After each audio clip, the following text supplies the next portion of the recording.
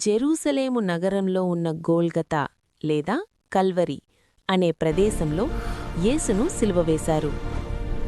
యేసు సిలువపై పణికిన 7 మాటలు. తండ్రి, వీరిని క్షమించుము, తామేమి చేయుచున్నారో వీరెరుగరు గనుక. లూకా 23:34. నేడు నీవు నాతో కూడా పరదైసులో ఉందువని నిశ్చయముగా నీతో చెప్పుచున్నానెను. లూకా 23:43.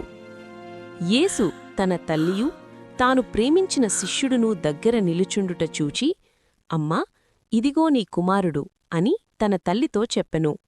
యోహాను 19:26-27.